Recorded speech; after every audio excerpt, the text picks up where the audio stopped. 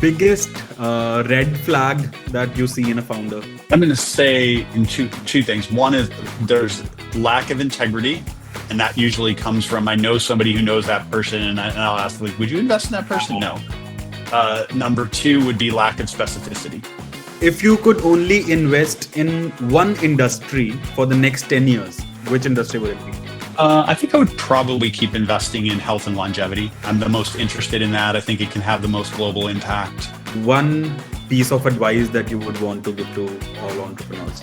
Ask for help, get on the team, raise your hand. And raise your hand means do the work that nobody else wants to do.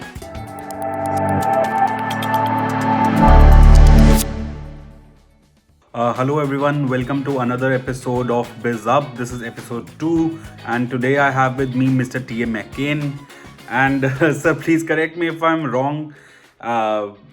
You are the managing director of Pioneer Square Labs, which is a startup studio and a venture capital fund.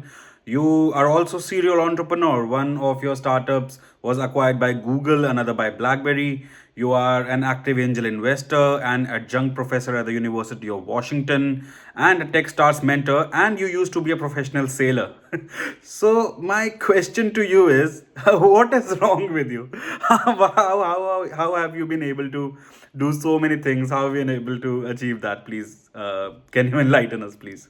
I would say in the right place at the right time. A lot of people have helped me along the way get into that right place at the right time. And I've been a pretty goal-oriented person, throughout my whole life. So sort of think about what I want to try and achieve, find the right people to help me achieve that.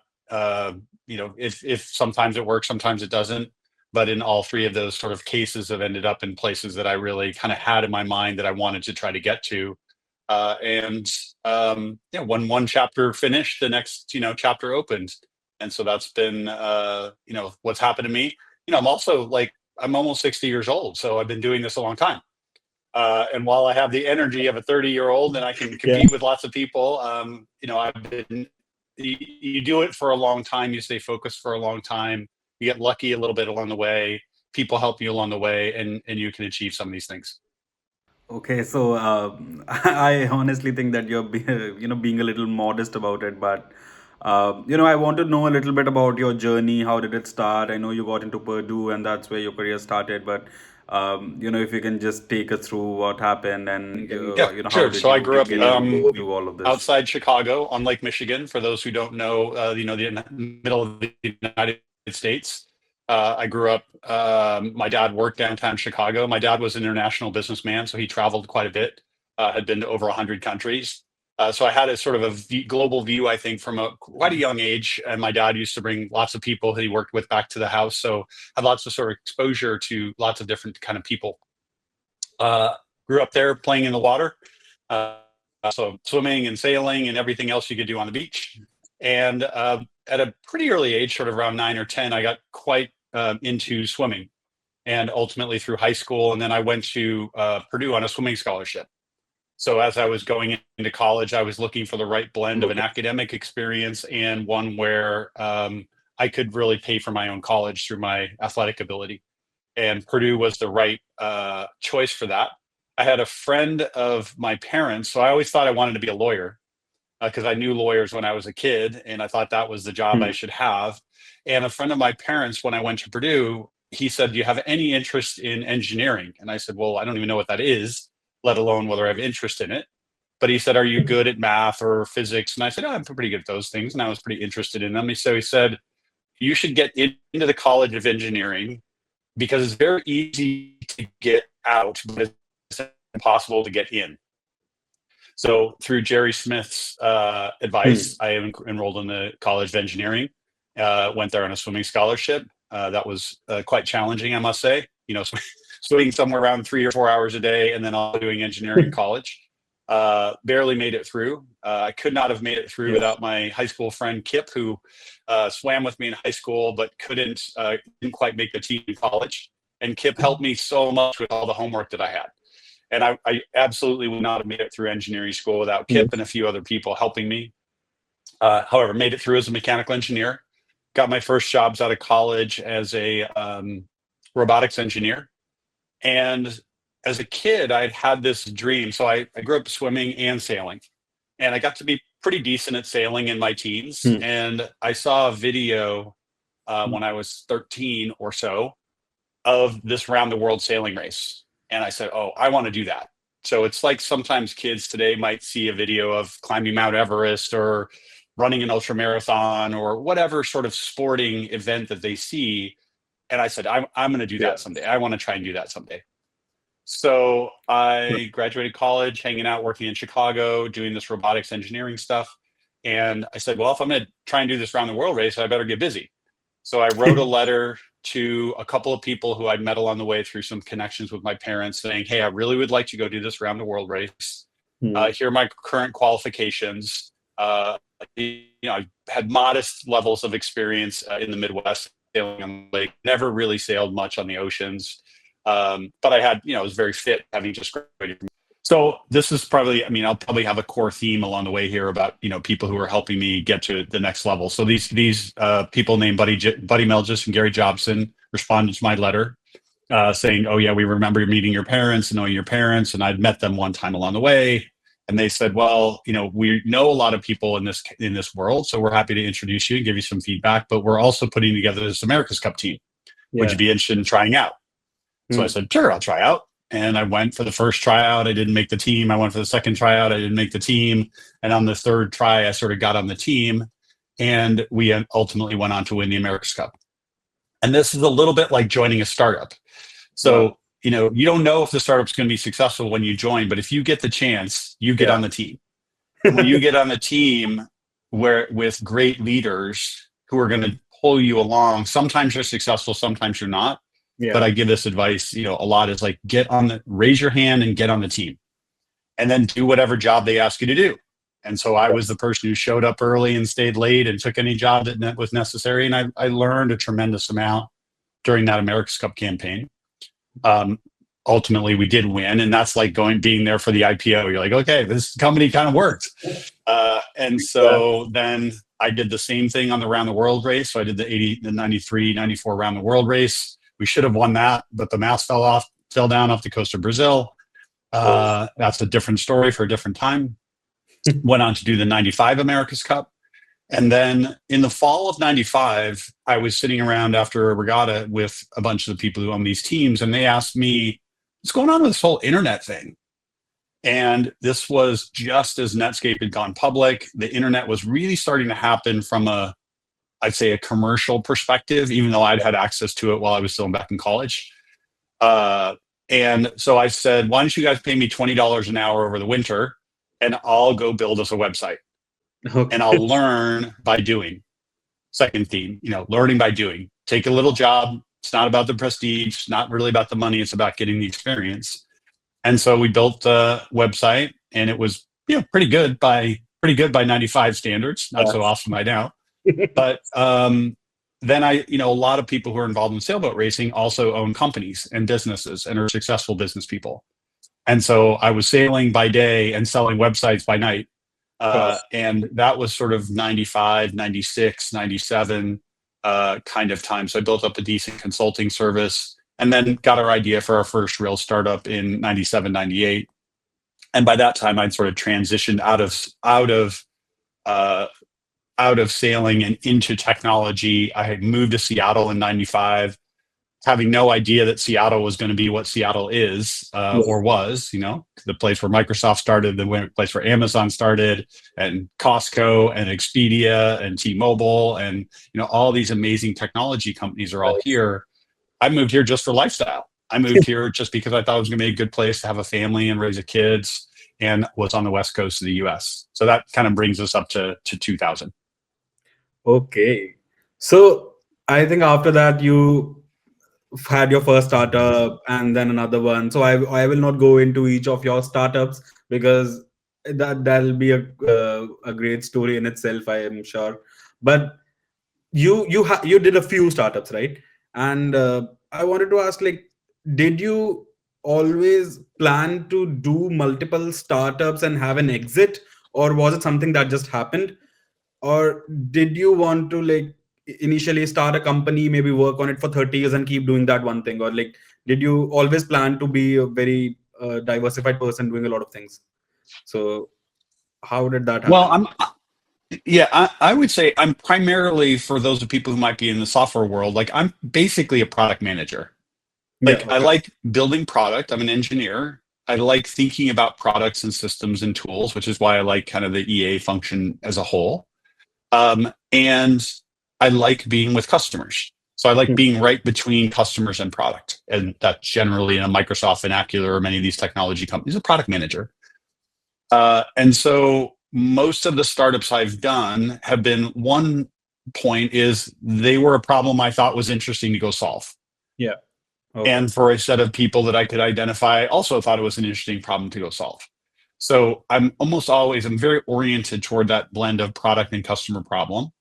Hmm. Uh, I am not somebody who necessarily was motivated to just do a startup per se. It was just the best way to go realize that vision. Right? It's like, okay, I want to go build this thing, and this is the best way to go build that thing. And so each of the companies that I've really started sort of started from that would be cool if that existed. I bet there are other people who want this thing to exist. Let me go find the other people who want to make this exist, and then get the people together to try and build it. So I'd say that's the common theme, not a, hey, I'm going to start this business to build it or sell it or scale it. But I do have, I think, and this now manifests into Pioneer Square Labs, a lot of times when you're building companies, you want to understand the competitive landscape. Yeah. Right? Okay, I'm going to go build this thing and I'm going to have to compete with these other people. Part of that is understanding what those products do, but also who are the people who are building them. Yeah. So the first step to understanding that is really the beginning of competitive landscaping. Okay, company A has feature A and B, and company B has so and so forth. Then the next is understanding the people. So oftentimes, if you're building a startup, you can figure out, how am I going to integrate with the big player in the space? Yeah. But if understanding how to integrate with the player in the space, you got to know the people. Who's a VP of product? Who runs corp dev? Who's running M&A? But more, it's about the product. And then sometimes that relationship with that product person ends up, they look over at the other side of the table and they say, wow, like what you guys have built is super cool Yeah. and very innovative, and that should be a good fit to what we're doing. So in certainly the case with Gist and BlackBerry and Synosys and Google, these were initially understanding market and competitive dynamics, which then led to alignment with people, which then led to acquisition. But it Got it. wasn't started from an acquisition perspective, it was started from a knowledge perspective, because I wanted to figure out how I'm going to compete in that particular market, and if the big guys are going to come and kill us as the small guys. So that is something that we rinse and repeat here many times over at PSL.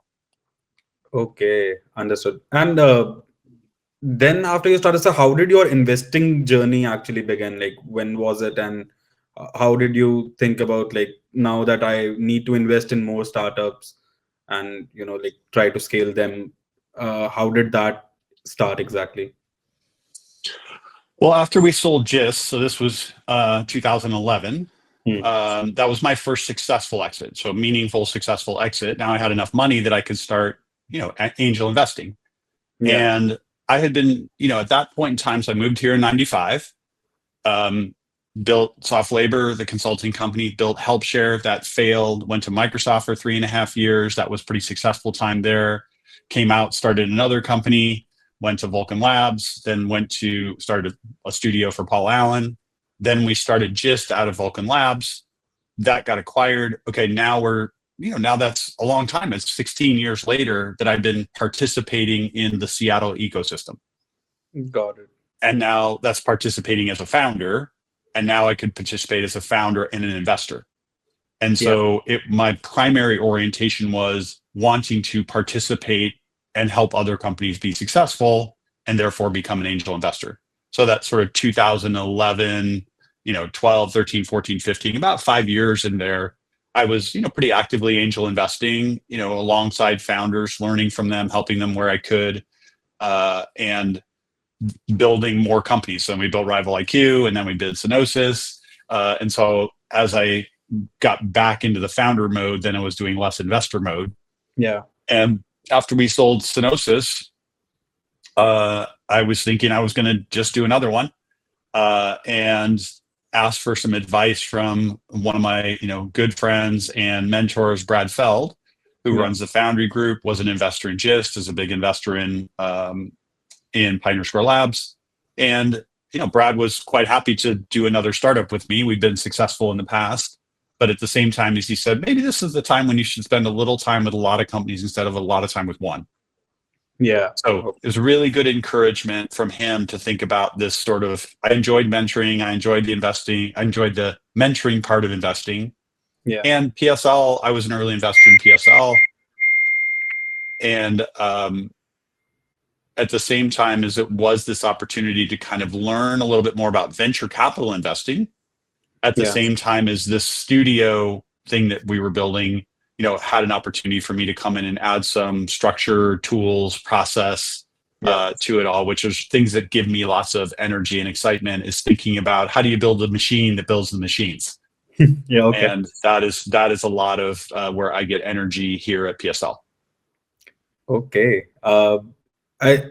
I'm noticing that like you name a lot of people that maybe you are kind of you clearly are grateful to a few people along the way, as you have mentioned, who have mentored you with various stages of your life. And then I think right now you do the same, not just with PSL but also with your activities at the university or Techstars.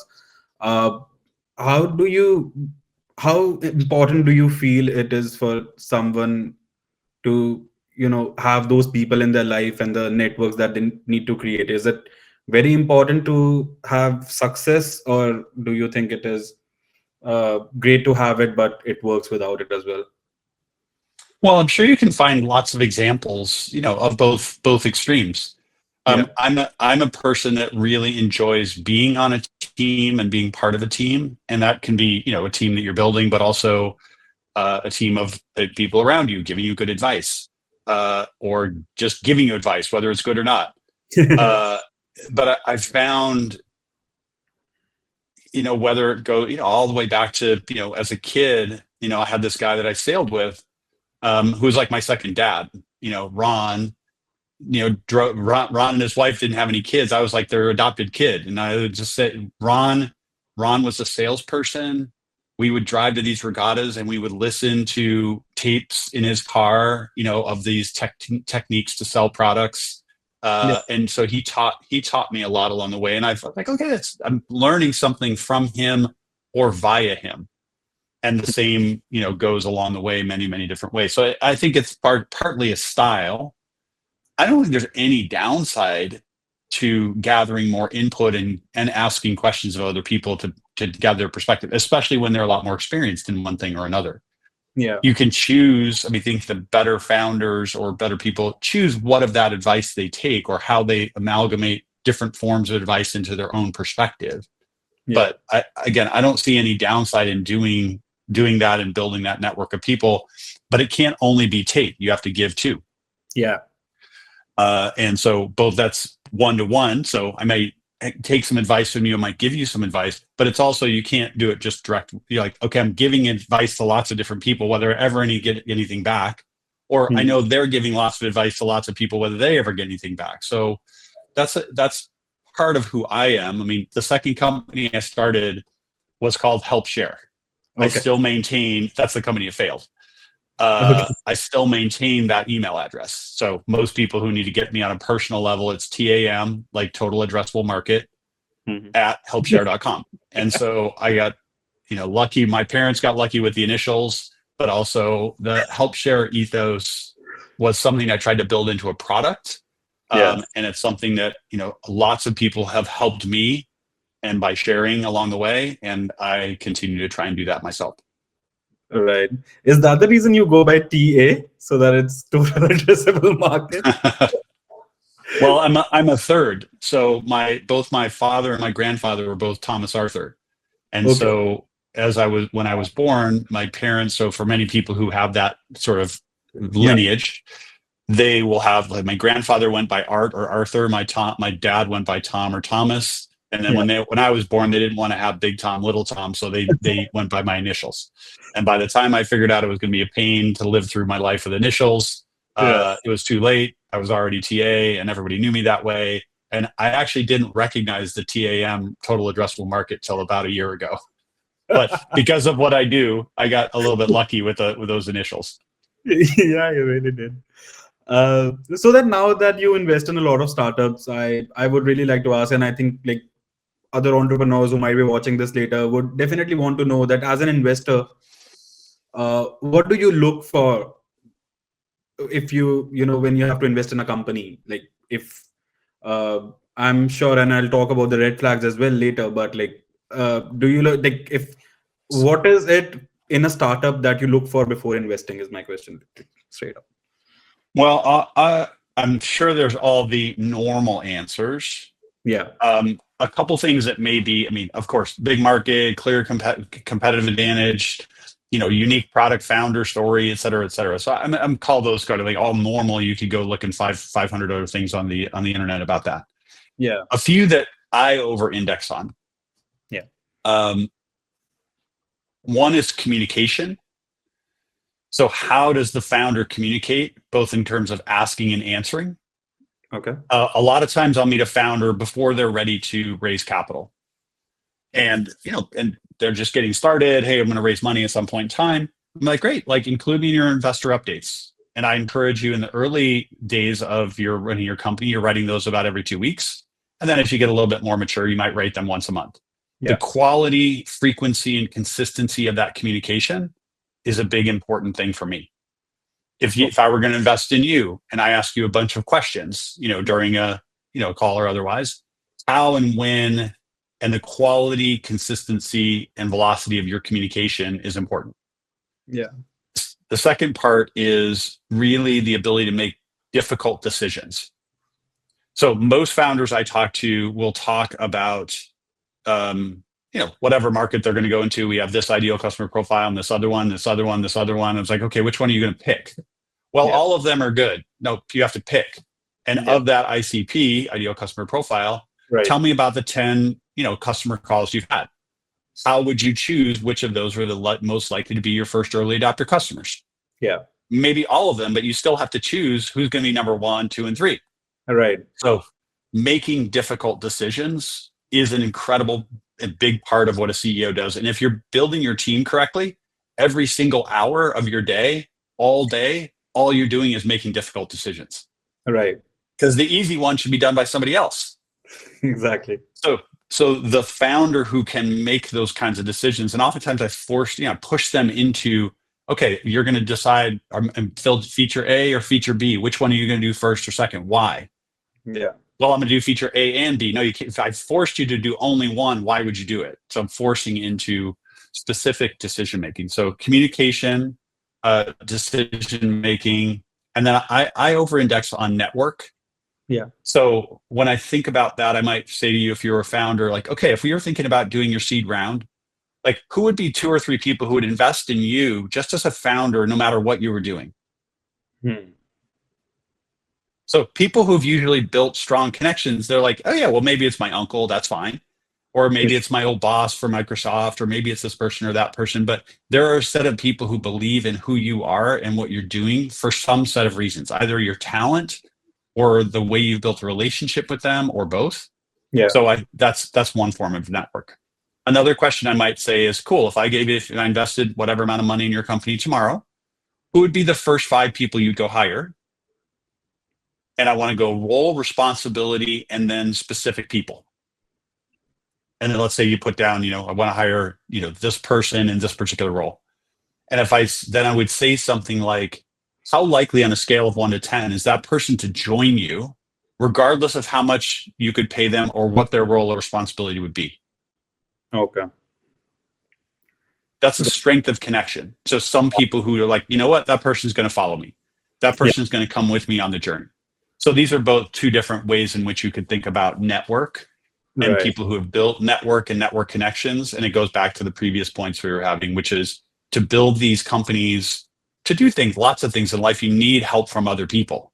You need people to want to work with you, whether you've done that because you've done a lot of things for them, or you're just someone they want to work with. Yeah. But the strength of network, and I tested in those very specific sort of ways, are all three things that are maybe a little bit different than what you might hear, from big markets, strong product. I also index pretty quickly into the specifics of customer discovery. Okay. So great, you're going to start this company. How many customers have you talked to? Well, the idea of my customer is this thing. No. Well, how many have you really talked to? What attributes of those people you've talked to are indicating that some of them really like your product and some don't? What are the attributes? So if you're good at doing, which is effectively sales, if you're good at doing customer discovery, then that's something I over-index on. And the last is show, don't tell. Okay. Which is no, if I'm going to talk to you about customers, like, here's the picture of this person, this is what they said. Here's the picture of this other person, here's what they said. Here are the attributes of that person, that's what they said. And then in the product category, there's a lot of people, my product is going to do X. I'm much better off on, let me show you how the product works. Yeah. That's show versus tell. And people who are builders, especially today, people who figure out how to build a thing or a good thing are much easier to invest in versus saying they're going to go build a thing. So I go like, call me when you have a demo. Right. Oh yeah, but I need the money to get to a demo. Like, okay, well, then I'm going to pass. You go figure out how you're going to go eat your friends to work on the weekends to go build the demo or go build the product, right? So the show versus tell would be the last point, I think. No.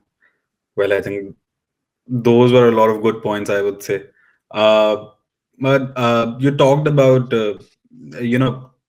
taking the tough decisions, leaving the easy ones on someone else, hiring the right team, and who they would hire. And and I've also seen that you talk a lot about delegation. When I wanted to reach out to you, I went through your executive assistant who you have hired from Wishup, and I wanted to know, because I kind of through him got a little glimpse of your calendar, and it was a crazy masterpiece.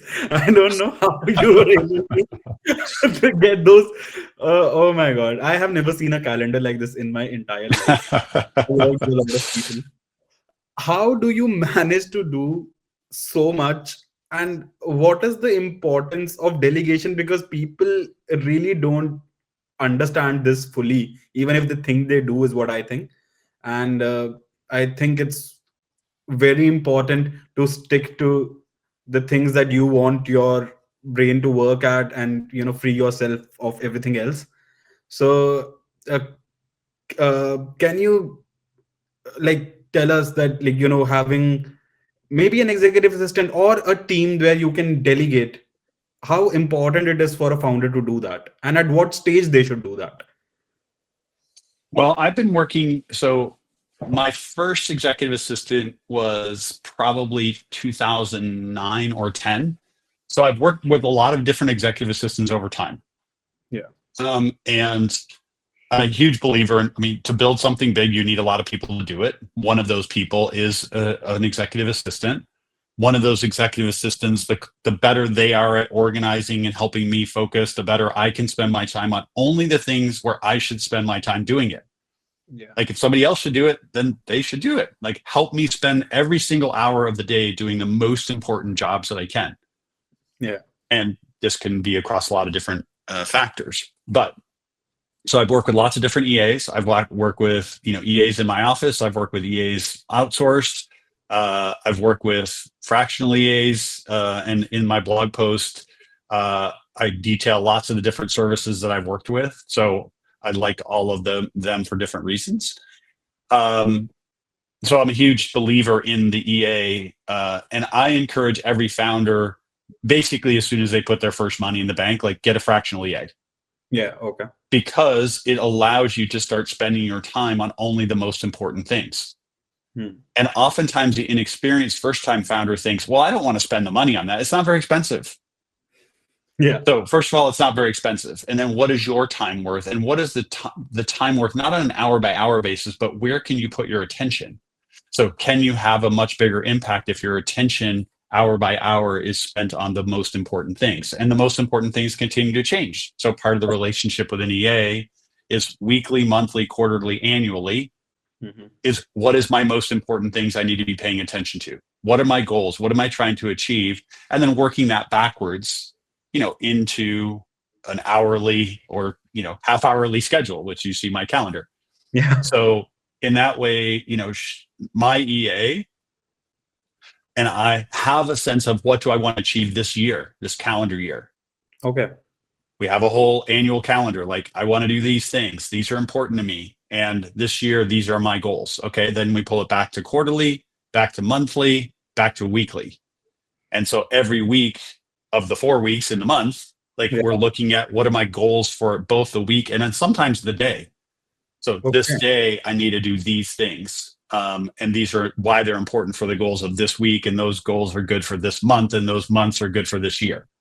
Oh So God. that structure, allows me when I get overwhelmed to come Yeah. back and go, okay, like, what is important to me? Hmm. And sometimes I can do that annually. For example, like, I'd like to take 2 amazing trips with my wife and daughter and her girlfriend. Okay. Important things, like maybe more important than all this other work. Yeah. When am I doing those? Where do they fit? What are they going to conflict with? Let's get them on the calendar. Let's make sure they coordinate with other people because those are an important thing. And if I have those done, then I have more confidence to start slotting in other things which are less important to that, but still important. Yeah. Start layering in, okay, well, how many companies do I want to start this year? How many companies do I want to invest in this year?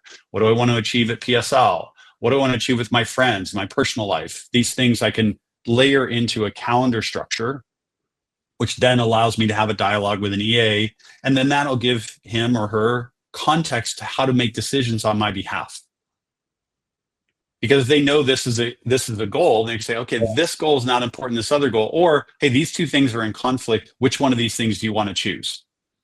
Yeah. And that context setting, both in terms of time, allocation of time, goal setting, is, I think, a really important piece. And then that helps us come back to, and the way that Shahab and I generally work together is we have kind of monthly goals, and then we spend most of our time is on a weekly or bi-weekly cadence. So every Monday, sit down, we look at my calendar. There's 5 or 6 things which are in conflict. Choose that thing, move that thing, make this one shorter, move that one earlier.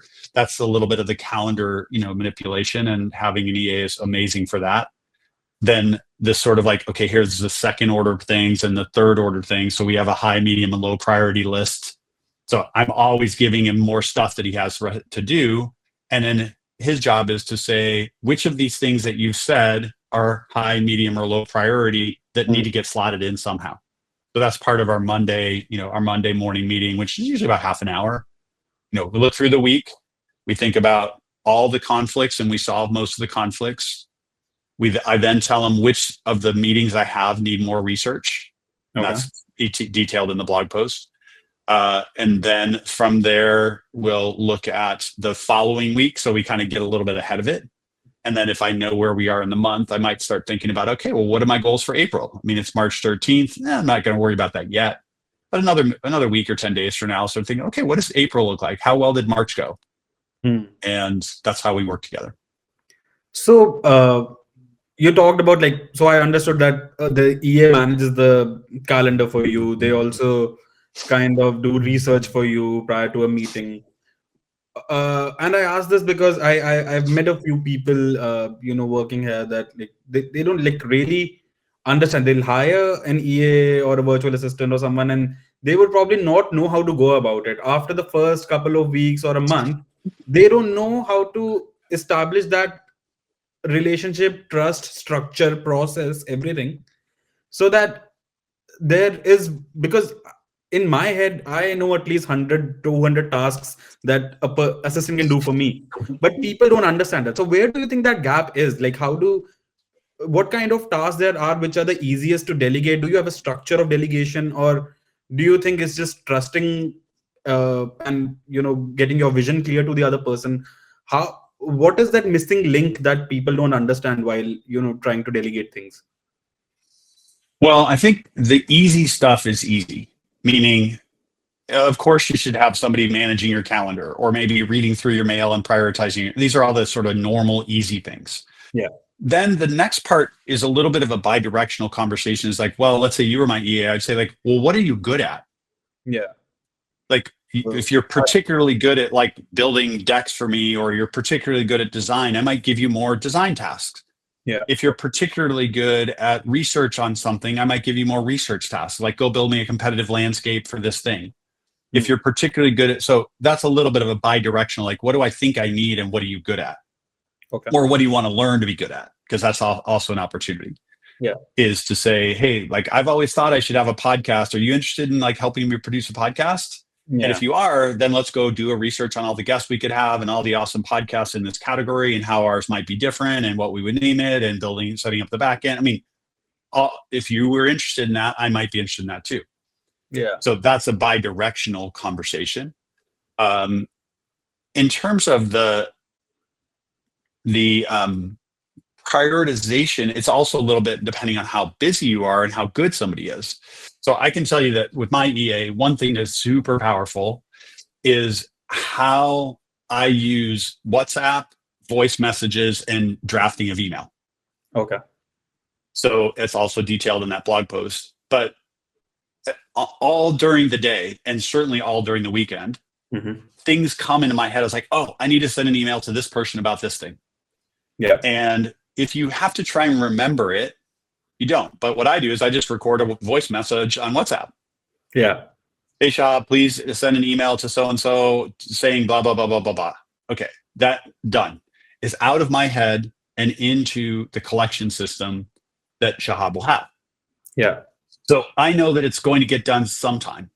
Yeah. If I think it's important, I put a double exclamation point on it, which means he needs to get to it sooner. It's important somehow. Yeah. If it's not, then it's at least medium, if not low priority. Got it. And then when he's complete, he puts a thumbs up on it. Like, okay, I heard the message. I've now drafted. It's in my inbox. And so at the end of my day, I might have 20 drafted emails. Yeah. And they're like, 90% right. And when I reread them, I'm kind of like, oh, now that I see that, I want to say this other thing. But the fact that it's not Siri, because Siri couldn't figure out how to do that. Yeah. But a human can figure out how to do that. And so we have that workflow. That's very powerful for me. Because as soon as I have an idea, and then I can get out of my head and into the system. And that system of voice messages. And the same could be like, okay, Shahab, like start drafting a blog post about whatever. Okay, Shahab, start drafting a deck about whatever. And those starting points then go into that list of we keep them in workflowy. And that workflowy list of what are our priorities, what's most important, high, medium, or low, and then this weekly, monthly, quarterly, annually calendar. Got it.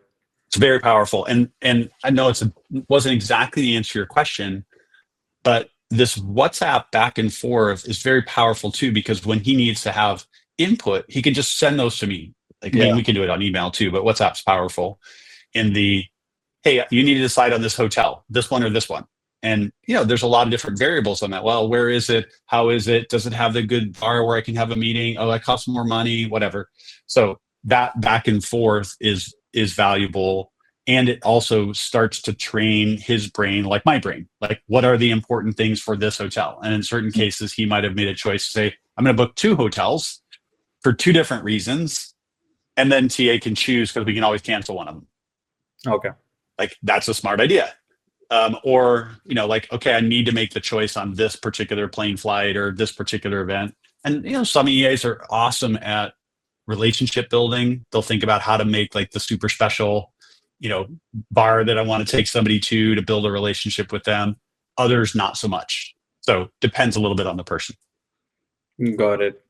And do you think that maybe not right now, maybe not in the next 5 years, but in maybe 5 to 10 years, when AI will not only understand that what what response they should give, and how we are thinking. Like, I think right now it's at a stage where after a few times they understand how we are thinking, but to actually go and do and perform certain actions, if that is all integrated into one system, do you think an AI assistant will be able to replace an actual human assistant?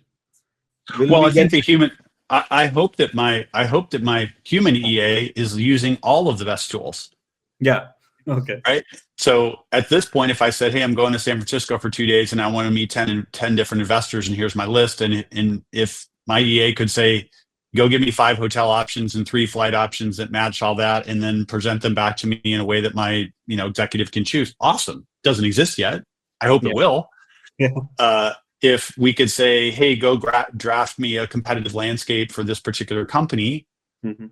like we actually built one of those here, but Okay. that type of thing could be and will be better. Like Perplexity is quite good at that, Yeah. but not all the way. If you then said, and tell me how much money they've raised from which particular investors, okay, now you have Perplexity plus PitchBook plus a workflow. Mhm. So as the workflows get better, Yeah. an AI or an AI set of tools will augment that. And I look for EAs who are very interested in this exact thing. They're interested in automating themselves and taking the jobs that are annoying and repetitive and doing them more efficiently. So if you look at our prepared product or our Whispers product that Shahab and I built together, Mhm. this is trying to automate what is effectively personal research before a meeting. Okay. And it's not fully automated yet, but boy, I hope it does. I hope it gets automated. Yeah. And I think my EA would hope it gets automated too, because it's useful and we want more automation there. So the best EAs are, and executives, in my opinion, are thinking about every single repetitive task that they do that can be automated and augmented with AI to make us all more productive. Now, the productive is, and where then would I spend my time? Okay, well, Yeah. I could either do more things, that's fine. I could have more relationships, that's fine. I could have more stronger relationships because I remember someone's birthday or the names of their kids or whatever thing was important to them. Mhm. These are all, ways to augment, and ultimately we're still going to have lots and lots of human relationships, and those relationships can be augmented by my awesome trip to San Francisco, the great bar that I take someone to, the fact that my EA might remember they love these particular drinks or they don't drink at all, things like that. Yeah. That somewhere you're pulling it out of this brain and you're putting it into some electronic system. And yeah, I hope it happens. Okay. Perfect. I think, before we go, because I know you probably have another meeting right after this. Uh, I think I'll get to my last section. It is a rapid fire. Okay. So I will basically ask you 5 questions that I would need very short, direct answers. All right. It's like a game that we'll do. So, okay. First question. Which is harder, sailing or entrepreneurship? Entrepreneurship. Okay. Biggest red flag that you see in a founder, and then you're immediately like, no, no. I'm going to say in two things. One is there's lack of integrity, and that usually comes from I know somebody who knows that person, and I'll ask, like, would you invest in that person? No. Number 2 would be lack of specificity. Okay. Yeah. Okay. I've Great talked answer. to lots of customers. Fine. Which specific customers? Well, Hmm. lots that kind of look like this. No, but tell me more specifically what that customer said. Lack of specificity. Got it. Yeah. Can't bullshit your way out. Yeah. If you could only invest in one industry for the next 10 years, which industry would it be? I think I would probably keep investing in health and longevity. I'm the most interested in that. I think it can have the most global impact. Yeah. Everybody wants to live a longer, better life. Hmm. And so I like to think about things which have a do well, do good component to them, even if they're hard. But like health, human performance, longevity are all things I'm very interested in and could benefit all of mankind. Well, and another wonderful answer. Uh, so, what do you think is something you have not achieved yet? Like, is there something? Something Well, you still I've never grown a big company. I know how to grow small companies, so I've never done that. haven't. Um, so that has some interest to me, whether I'm, directly or indirectly, involved in that. I've never seen what it feels like when it's 500 or 5,000 or 50,000 people. I think that would be interesting to see the phase shifts of, companies along the way. I've never created a company that I would say, because it's not become big, that has made a meaningful impact in the world. Okay. I haven't achieved those things, and they can be exclusive to each other. There could be something you could do really big impact in the world that isn't that big, but mostly they're correlated. So I'd like to do something that, like at the end, you say like, okay, I made that thing, and that made a lot of people's lives a lot better. And I haven't done that yet. Okay. And last question, one uh, piece of advice that you would want to give to all entrepreneurs. Ask for help, get on the team, raise your hand. And raise your hand means do the work that nobody else wants to do. When someone says like, hey, we need someone to do X, I'll do it. Do you know how to do it? Nope. I'm going to go learn. So ask for advice, get on the team, raise your hand. All right. And so now, like, since we still have a few minutes, I had one question I wanted to ask you. Out of this busy schedule, because I saw it, I went crazy, and I want to know, like, how do you prioritize spending time with your family? Like, how are you able to do that? Do you think you would want more of that time, and or are you able to manage it still? Like, I would really want to know. Well, I'm not sure you ever have over a long period of time, you might have the right balance. Over the short period of time, it's always imbalanced in one direction or another. Okay. But over a longer period of time, like months or years, then I think you can kind of keep that in balance. And as it shifts in one way or another, mostly based on your own desire. And I mean, I get a lot of energy out of being at work. Yeah. I like my work. I feel fortunate to do what I do. I feel fortunate for the people I get to do it with. I like it. Therefore, when given a choice, I'm like, you know what? I'll just go to work earlier, or I'll stay later because it's fun. It's interesting. And I have a wide variety of things that I get to participate in that are fun and give me energy. And so that when all things, I end up, okay, I'm doing too much work. And when I end up in that direction, which is more of a personal choice, then I have to, come back in the other direction. Okay, schedule date night. What's going on? So I sometimes will get ahead of that when I know that the work is pulling me in one direction or another. Yeah. So the scheduling of, I'm looking forward to that weekend away we're going to go do. I'm so looking for, I'm going to spend a week in New York with my daughter. She lives in Philadelphia. And on the schedule, going to do it. It's going to be awesome. I'm looking forward to it. I'm imagining what the Saturday and the Sunday is going to be and where we're going to go and what we're going to do together. And so I'm excited about that. Yeah. And so now I start to put those on a longer calendar, like, okay, I'm excited about this and this and this and this and this. And that's more personal. Then I can layer in, athletic things that I like to do. Okay, which races am I going to do? This one, this one, this one. Okay, I'm excited about that. That's enough racing for this year. Okay, now let's talk about the other things. So by looking at that annual calendar, it allows a little bit, and Brad Feld really uses this word of, it's not about work-life balance, about work-life integration. Yeah. So integrating those things and keeping them, integrated. So when I go to San Francisco, mostly going to do work, but I'm going to see two of my longtime friends. Person I used to sail with, haven't seen him in a long time, and another one of my really good friends. So I'm looking forward to the work part, but also because I'm going to be there, I'm looking forward to those two, get-togethers, which is just about personal and friendship matters too. So it's about being thoughtful about it and being intentional about it, and that's something that an EA can be really good at. If they say, "Hey, I can see that these are important things for you, but you don't have anything scheduled yet for your wife for April. Like, what are we going to do? What would be awesome? What would be super fun?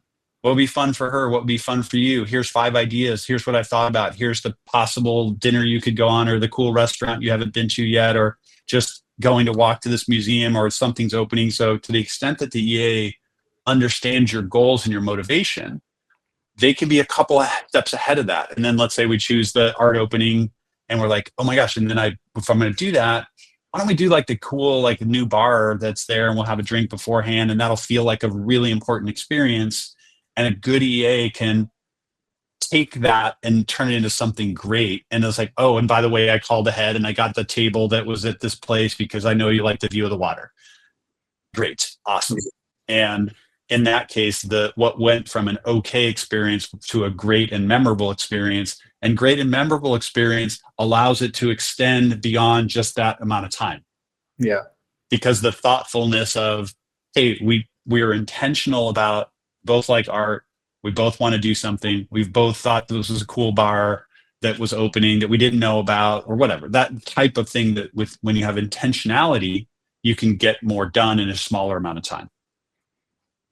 Well, I think that's a great note to end this podcast. But TA, thank you so much for coming.